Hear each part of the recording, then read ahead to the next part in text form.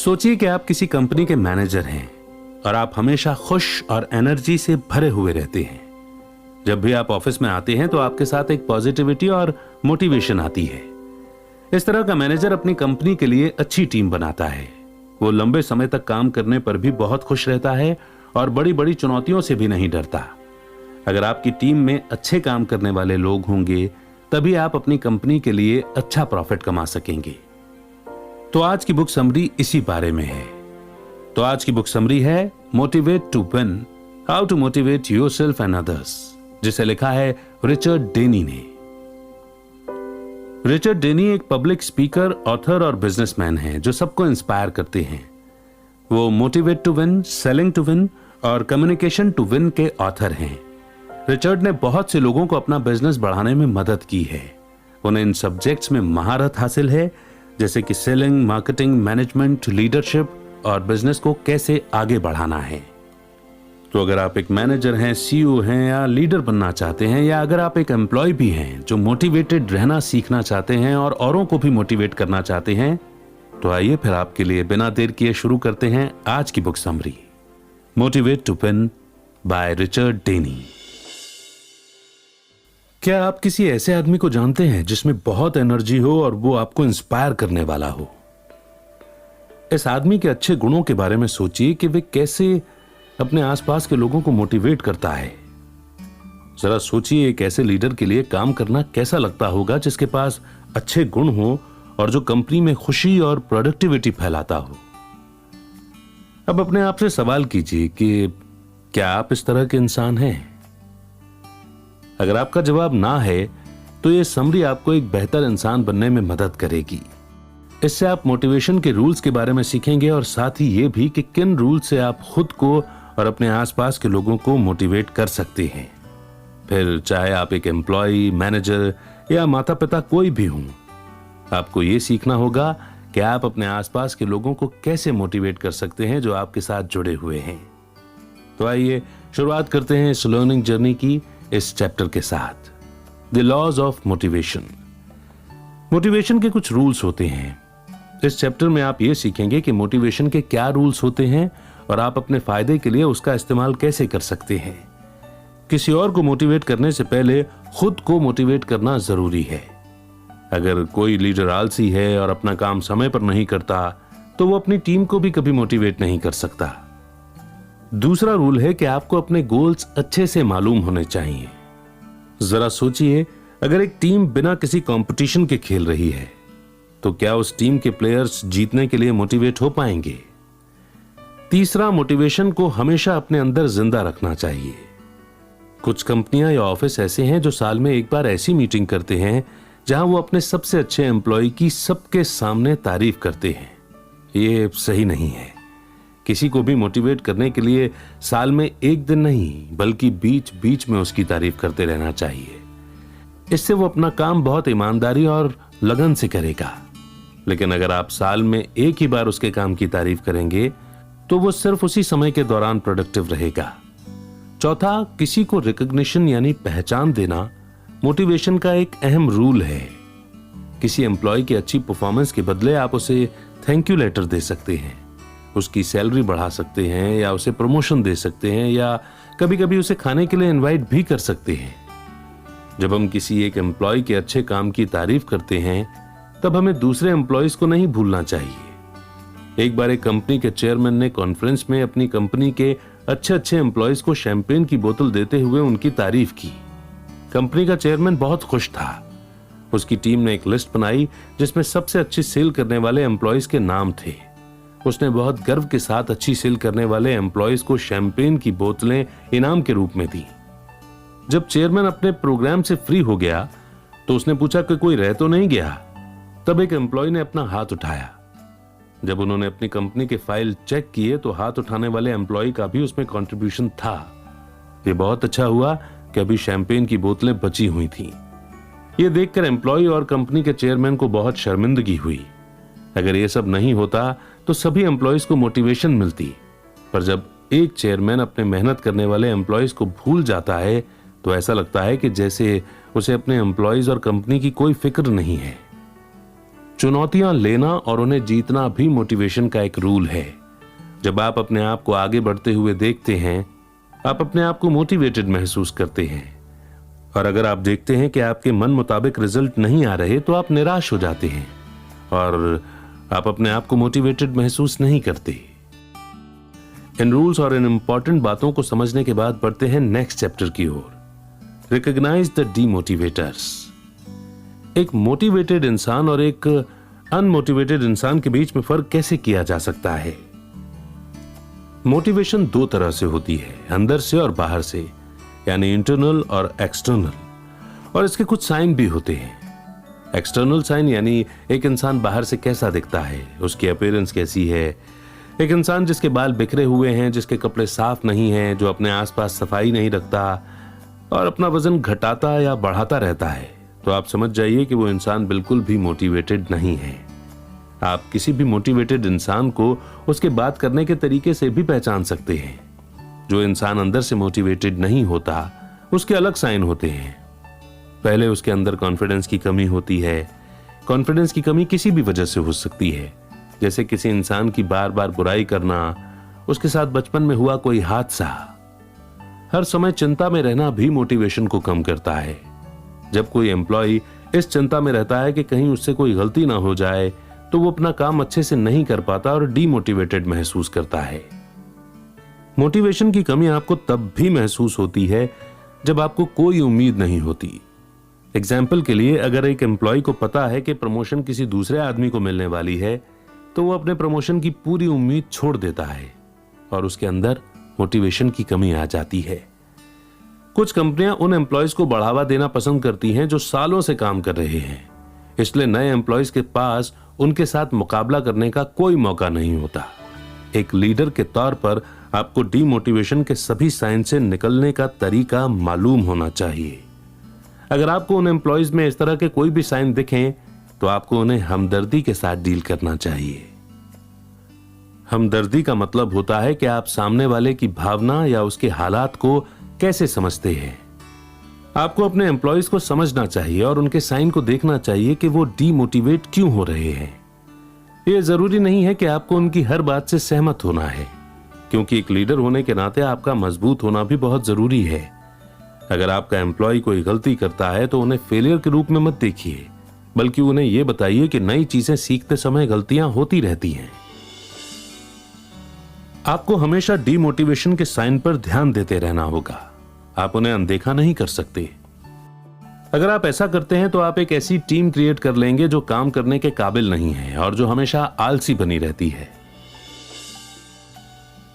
Next chapter है how to motivate yourself by setting goals. क्या आप जानते हैं कि कुछ इंसान ऐसे होते हैं जिन्हें पता होता है कि उन्हें अपने जीवन में क्या करना है। ज्यादातर लोग तो बस बातें करने में ही अपना समय बिताते हैं कि हमें कैसे अमीर बनना है, कैसे सक्सेसफुल होना है। पर कुछ इंसान ऐसे होते हैं जो उन सपनों को पूरा करने के लिए मेहनत करते हैं, या उन्हें पता होता है कि हमें अपने सपने को पूरा करने के लिए क्या करना चाहिए।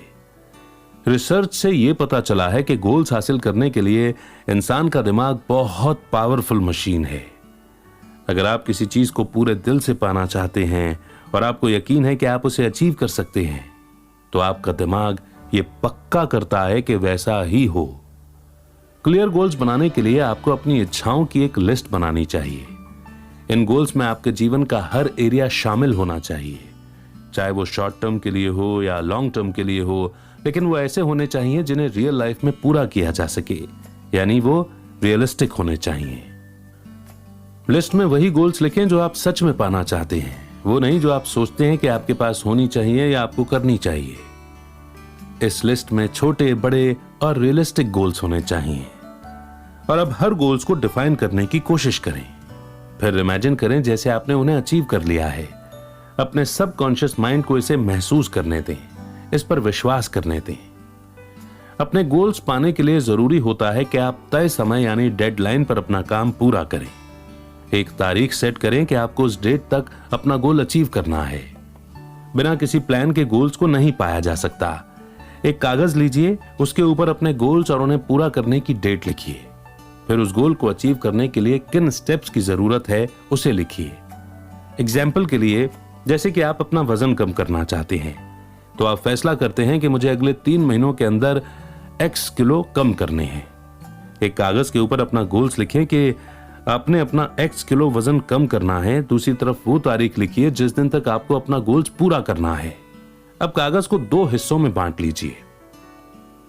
लेफ्ट वाले हिस्से में आपको अपने एक्शन प्लान के हर स्टेप को लिखना है और राइट हिस्से में हर स्टेप के लिए एक डेडलाइन लिखना है। एग्जाम्पल के लिए, वजन कम करने के लिए पहला स्टेप है डॉक्टर के पास जाना। जब आपका चेकअप हो जाता है तो आपको एक डाइट प्लान और एक्सरसाइज प्लान बनाना होगा। उसके बाद आप वो सामान खरीदते हैं और साथ ही एक्सरसाइज के लिए कपड़े और जूते लेते हैं।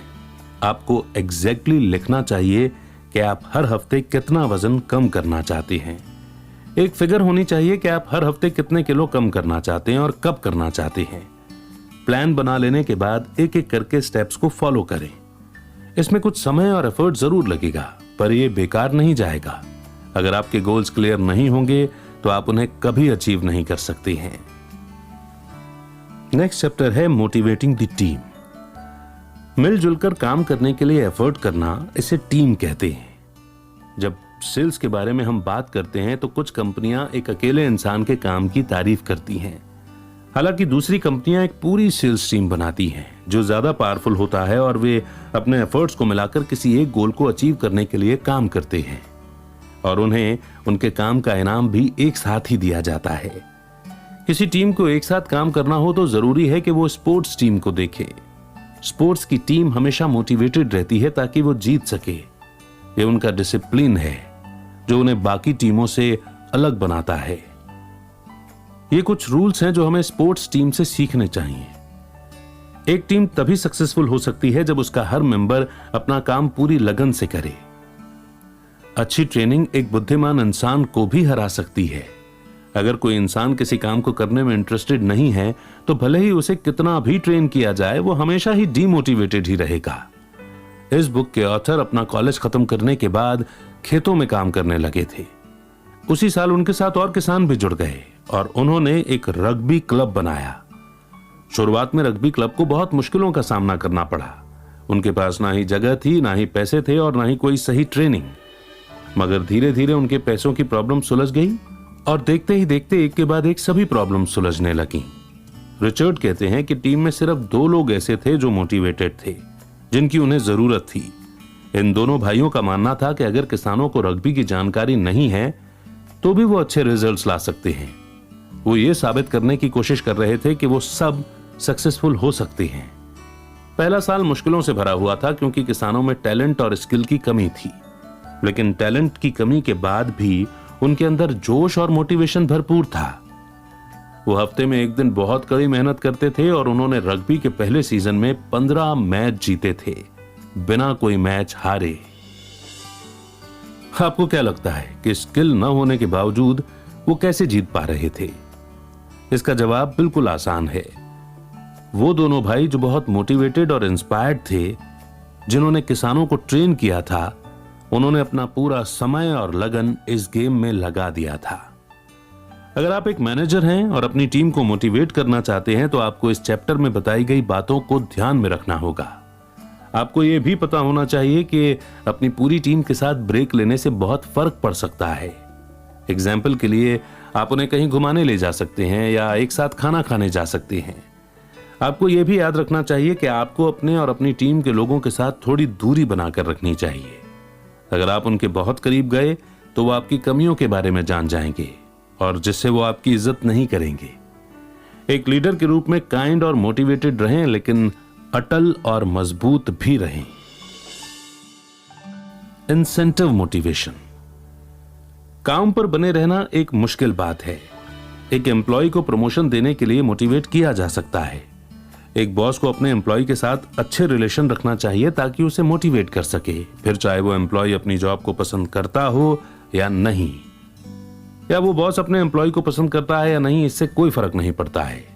हालांकि अगर दोनों खुश नहीं हैं तो सक्सेस का मिलना लक की बात बनकर रह जाती है। आपकी कंपनी में मोटिवेशन को एक पावरफुल टूल बनाने के लिए एक इंसेंटिव प्रोग्राम बनाने की जरूरत है। यह प्रोग्राम एम्प्लॉयज को मोटिवेट करने वाला होना चाहिए।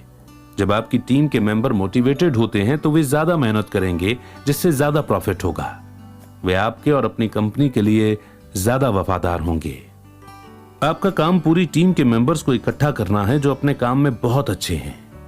एक इंसान अपने काम को तभी अच्छे से करता है जब वो काम उसे खुशी देता है, जब उसके काम की तारीफ की जाती है, उसे पहचान मिलती है, तो वो अपने आप को और भी मोटिवेटेड महसूस करता है। इसके अलावा पैसा भी एक ऐसा इंसेंटिव है जो लोगों को काम करने के लिए मोटिवेट करता है।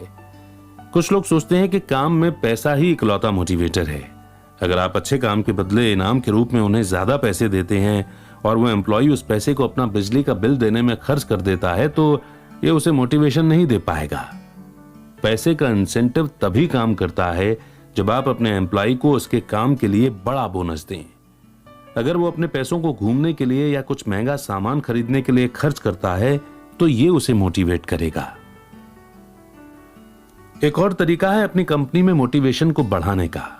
वो ये है कि एम्प्लॉयज के किए गए काम की तारीफ करें और उस काम के बदले में उन्हें थैंक यू कहें। अगर आप ऐसा करते हैं तो आप सामने वाले को बहुत मोटिवेट करते हैं। मोटिवेशन मिलने से वो अपना काम और भी मेहनत से करेगा। दूसरा, अपने सभी एम्प्लॉयज का नाम याद रखें। अगर आप ऐसा करते हैं तो उन्हें लगेगा कि आप उनका और कंपनी का ध्यान रखते हैं। जब ऑथर जवान थे तो वो अपना खुद का बिजनेस करते थे और उन्हें गाइड करने के लिए एक मैनेजर भी था। इस मैनेजर का नाम बैरी वेल्स था। बैरी एक जीनियस था। उसने एक ऐसा रिकॉग्निशन प्लान बनाया था जिससे अच्छा काम करने वालों को मोटिवेशन मिल सके। इसका नाम पिन अवार्ड रखा गया। ये एक डायमंड पिन था। जो सबसे ज्यादा सेल्स करता था उसे ये पिन इनाम के तौर पर दी जाती थी। ज्यादा सेल्स यानी ज्यादा बड़ा पिन। ये पिन देखने में बहुत ही सुंदर था। बैरी न सिर्फ उस एम्प्लॉय को बल्कि उसके पति या पत्नी को भी पिन देता था। हालांकि एम्प्लॉयज के पति या पत्नी कंपनी में काम नहीं करते थे, तब भी उन्हें एक बड़े मोटिवेटर फैक्टर के रूप में माना जाता था। लगातार 3 महीनों तक काम करने के बाद रिचर्ड को एक बड़ा इनाम मिला। वो अपने परिवार से दूर एक होटल के कमरे में रहते थे, फिर भी उनके काम ने कंपनी को अच्छे रिजल्ट दिए। क्यों? क्योंकि बैरी अपना काम अच्छे से जानता था। जब रिचर्ड ने अपनी पत्नी को अपने पास बुलाया तो उसकी पत्नी ने कहा कि उनके स्वागत के लिए एक फूलों का बड़ा गुलदस्ता दिया गया। उन्होंने अपने जीवन में इतना बड़ा गुलदस्ता कभी नहीं देखा था। उसके अंदर एक नोट भी था जिस पर लिखा था कि आपके साथ के लिए धन्यवाद, और उस पर्ची पर बैरी वेल्स के साइन थे। ये गुलदस्ता उतना महंगा नहीं था, लेकिन फिर भी इस बात ने ऑथर और उनकी पत्नी के दिल को छू लिया था। अगर एक पत्नी के एफर्ट को पहचान दी जाती है तो वो अपने पति को मोटिवेट करने में मदद करती है। बैरी वेल्स जानते हैं कि अपनी टीम को कैसे मोटिवेट करना है। एक मैनेजर के रूप में आपको भी उनकी तरह स्मार्ट बनना होगा। Motivation at home. एक सक्सेसफुल बिजनेसमैन जो ये दिखाता है कि वो अपने काम के लिए कितना मोटिवेटेड है, लेकिन घर पर उसकी मोटिवेशन बहुत कम होती है, तो वो सबसे बड़ा झूठा है। मोटिवेशन की शुरुआत घर से होती है। अगर आपके घर में कोई समस्या हो रही है तो आप किसी भी काम को मन लगाकर नहीं कर सकते। जब किसी बिजनेसमैन से उसके घर में हो रही प्रॉब्लम के बारे में पूछा जाता है तो वो ज्यादातर अपनी पत्नी या परिवार वालों को दोष देते हैं, जबकि वो ये भूल जाता है कि लगातार काम पर रहने की वजह से वो अपने परिवार को समय नहीं दे पाते। बिजनेस करने वाले बड़े बड़े सपने के साथ अपना बिजनेस शुरू करते हैं कि बहुत सक्सेस मिल जाए, उनके पास बहुत ज्यादा पैसा हो और वो एक अच्छा घर खरीद पाए। उनका सारा ध्यान अपने काम पर हो जाता है ताकि वो ज्यादा से ज्यादा पैसा कमा सके। कई बार ये फोकस उनकी सारी मेंटल और फिजिकल एनर्जी को खत्म कर देती है। वो पैसा कमाने के चक्कर में भूल जाते हैं कि उनका एक परिवार है, घर है और घर में उनके बच्चे उनका इंतजार कर रहे होंगे। हम कभी नहीं मानते कि प्रॉब्लम हमारी वजह से है। ये मानना आसान नहीं होता, लेकिन एक बार जब हम दूसरों को दोष देना बंद कर देते हैं और खुद की तरफ देखते हैं तो पता चलता है कि प्रॉब्लम दूसरे में नहीं, हम में है। हमेशा काम में डूबे रहने की वजह से ही प्रॉब्लम शुरू होती है। काम में डूबे रहने वाला इंसान हमेशा ये कहता है कि मुझे ज्यादा मेहनत करनी है ताकि मैं अच्छा परफॉर्म कर सकूं, लेकिन ये कहकर वो सिर्फ अपने अहम को ही संतुष्ट करते हैं, जबकि ये बात ना ही उसके लिए अच्छी है और ना ही उसके आसपास के लोगों के लिए। आपको ये याद रखना चाहिए कि हम काम अपनी खुशी के लिए करते हैं ताकि हम बेहतर जीवन जी सकें।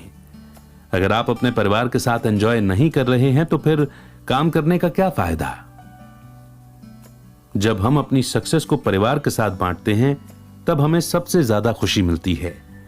एग्जाम्पल के लिए, एक सक्सेसफुल बिजनेसमैन तलाक के लिए अप्लाई करता है। वो इस बात से बहुत हैरान होता है कि वो अपने परिवार को बेहतर जीवन देने के लिए दिन रात मेहनत करता रहा और तब भी उसकी पत्नी को उससे शिकायत है। बेशक घर में समस्याओं का सामना करते समय बिजनेसमैन अपनी पत्नी को ही दोष देगा। हालांकि जैसे जैसे टाइम बीतेगा उसे ये एहसास होगा कि सारी समस्याओं की वजह वो खुद था। तब वो मानेगा कि वो ओवर टाइम करता रहा और अपने परिवार के बारे में भूल गया। यह आदमी अपने परिवार को एक बड़ा घर, बेहतर जीवन और अच्छी एजुकेशन देना चाहता था। हालांकि अपने काम पर ध्यान देने के कारण उनके परिवार के साथ उसका रिश्ता खराब हो गया। इसका सॉल्यूशन बैलेंस बनाने में है। जब आप अपने काम पर ध्यान देते हैं तो आपको हमेशा याद रखना चाहिए कि आप इतनी मेहनत क्यों कर रहे हैं। आपके परिवार और उन लोगों के लिए है जिन्हें आप प्यार करते हैं। इसलिए अपने काम और घरेलू जीवन के बीच बैलेंस बनाने की कोशिश करें। आप प्यार से और कुछ फैमिली प्रोग्राम बनाकर इसे हासिल कर सकते हैं। एग्जाम्पल के लिए, आप कहीं घूमने जा सकते हैं, एक साथ फिल्म देख सकते हैं या कभी रात को खाना खाने बाहर जा सकते हैं। अगर आप माता पिता हैं तो आपको जब आपके बच्चे के जीवन में कुछ बड़ा होता है तो उसके लिए मौजूद रहना चाहिए। एग्जाम्पल के लिए, अगर आपके बच्चे के स्कूल में कोई प्ले है और उसी दिन आपकी कोई जरूरी कॉन्फ्रेंस है, तब आपको अपने बच्चे को पहले रखना चाहिए। याद रखें कि अगर आप घर पर मोटिवेटेड नहीं हैं तो आप काम पर कभी भी मोटिवेटेड नहीं हो सकते। और अब कंक्लूजन यानी कि निष्कर्ष। मोटिवेशन वो इमोशनल और फिजिकल ताकत है जो लोगों को एक्टिव बनाने के लिए बढ़ावा देती है। क्योंकि अगर मोटिवेशन नहीं होगी तो हम अपने जीवन की सारी खुशियों को खो देंगे। इस समरी ने आपको मोटिवेशन के इंपॉर्टेंट एलिमेंट्स के बारे में बताया। सबसे पहले आपने मोटिवेशन के रूल्स के बारे में जाना, जैसे चुनौतियां लेना, किसी को पहचान देना यानी रिकॉग्निशन देना और क्लियर गोल सेट करना। दूसरा, मोटिवेशन के इंटरनल और एक्सटर्नल साइंस होते हैं। इन साइंस को समझकर आप अपनी टीम को काम करने में और उन्हें आगे बढ़ने में मदद करते हैं। तीसरा, क्लियर गोल्स बनाने से आप हर दिन अपना काम करने के लिए खुद को मोटिवेट कर सकते हैं। चौथा, आपने जाना कि एक टीम को कैसे मोटिवेट करना चाहिए। आपको एक टीम में काम करने के लिए स्पोर्ट्स टीम से मोटिवेशन लेना चाहिए कि वो कैसे डिसिप्लिन में रहते हैं और लगन से काम करते हैं। पांचवा, कंपनी में मोटिवेशनल प्रोग्राम बनाना चाहिए। समय समय पर काम की तारीफ और अच्छे काम के लिए इनाम दिया जाना चाहिए। ऐसा करने से काम कर रहे लोगों को और मेहनत से काम करने की मोटिवेशन मिलती है। छठा, आपने जाना कि ऑफिस में मोटिवेट रहने के लिए जरूरी है कि आप घर पर भी मोटिवेटेड रहें। जब आप अपने घर और अपने ऑफिस में बैलेंस बनाते हैं तो आप हमेशा खुश रह सकते हैं। जिंदगी में मोटिवेशन का होना बहुत जरूरी है। यह जिंदगी की गाड़ी को चलाने के लिए एक पेट्रोल का काम करता है। अगर आप मोटिवेटेड नहीं हैं तो आप अपना काम कभी खुशी से नहीं कर पाएंगे। एक खुश और मोटिवेटेड एम्प्लॉय अनमोटिवेटेड एम्प्लॉय से बिल्कुल अलग होता है। अगर आप कुछ कमाल करना चाहते हैं या कुछ बड़ा अचीव करना चाहते हैं तो आपको अपनी कंपनी में मोटिवेशनल प्रोग्राम बनाना होगा ताकि सारे एम्प्लॉय आगे बढ़ने के लिए मोटिवेट हो सकें। हमेशा दूसरों के लिए एक अच्छा एग्जाम्पल बने, दूसरों के साथ अच्छे से रहें और अच्छा व्यवहार करें। और इसी मोड पर यह बुक समरी यहीं पर समाप्त होती है। अगर आप एक लीडर हैं, मैनेजर हैं, एंटरप्रेन्योर हैं तो इस समरी में आपके लिए बहुत कुछ है। लेकिन अगर आप एक एम्प्लॉय हैं तो आपको इस बुक समरी के पॉइंट सेल्फ मोटिवेशन के रूप में इस्तेमाल करने होंगे, क्योंकि ये बुक समरी आपने पढ़ी है, आपके एम्प्लॉयर या आपके मैनेजर ने नहीं। तो कौन सा पॉइंट है जिसे आप सेल्फ मोटिवेशन के रूप में लेने वाले हैं और ऐसा कौन सा पॉइंट है जिसे आप अपनी टीम के लिए इंप्लीमेंट करने वाले हैं? कमेंट सेक्शन में जरूर लिखिए। नेक्स्ट बुक समरी आप कौन सी सुनना चाहते हैं, आप हमें यह भी सजेस्ट कर सकते हैं। बहुत जल्द एक नई बुक समरी के साथ फिर से होगी आपसे मुलाकात। तब तक रखिए अपना बेहतर ख्याल, सुनते रहिए गीगल समरीज एंड लर्निंग को अपनी लाइफ में इंप्लीमेंट करते रहिए। गीगलर अमित वाधवा का नमस्कार। जय हिंद, जय भारत।